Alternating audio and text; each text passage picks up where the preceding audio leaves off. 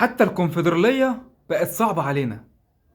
الزمالك بيتعادل أمام إنيمبا النيجيري 2-2، واتعمل علينا ريمونتادا وكنا هناخد على قفانا ونخسر عادي جدا.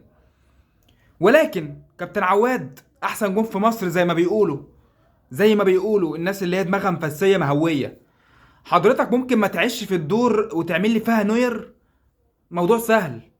هتعمل فيها نوير، حكم عقلك بس الاول كده واهدى كده على نفسك، وشوف انت هتطلع امتى وتوقع الكرة صح واعمل الصح. بس مش عايزين فزلكه. احسن جون في مصر والكلام ده. سيبك من الناس اللي تقولك انت احسن جون في مصر والكلام الحموسي ده. لما انت تبقى احسن جون في مصر يا عواد، معلش شوبير ده يبقى ايه؟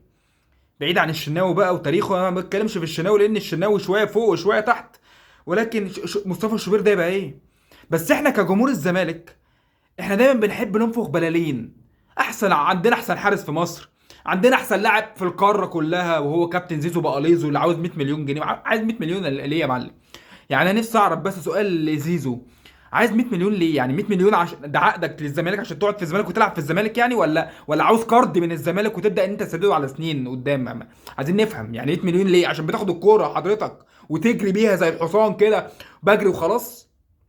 اصل هو لو حد فاهمك ان الوينج بياخد الكوره ويجري بيها زي الحصان، ده كده يا معلم بيضحك عليك. 100 مليون؟ امال حسين الشحات ده ياخد كام؟ محمد بركات لما كان موجود ده ياخد كام؟ ياخد مليارات بقى. فعايز 100 مليون؟ كابتن دونجا حضرتك عامل لي النهارده ستايل جميل جدا، يعني مبروك عليك. ولكن الستايل ده بيفكرني بواحد تاني كده كان عندنا برضه اسمه ساسي. فحضرتك انت شويه بتعمل لي فيها امام عاشور وتقلده في القصه، وشويه لما لقيت امام عاشور حلق شعره فانت قلت بقى انا مش هعمل نفس القصه بتاعته، فهعمل ايه؟ فكرت في ساسي برضه كان لعيب جامد، فعملت نفس القصه بتاعته. وعلى كده التوكه حضرتك ممكن تركز في الملعب اكتر يعني بعد اذنك يعني ممكن، ولا حضرتك انا هنركز في القصات بقى ونبدا نشوف القصات بتاعتنا.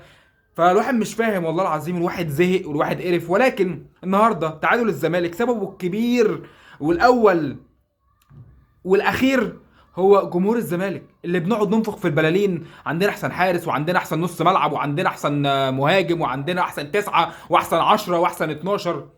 واحنا اقسم بالله، طب احنا لما هيكون عندنا احسن اللعيبه دي كلها، يعني احنا عندنا في كل المراكز احسن حضرتك، احنا مش عارفين ناخد دوري. حضرتك مش عارفين نلعب دوري ابطال افريقيا اصلا. يعني الحمد لله احنا موجودين في الكونفدراليه وربنا يستر السنه دي ونحاول ان احنا ننافس عليها اساسا. السنه اللي فاتت خدناها كده يا معلم ايه، شقلب وقلب.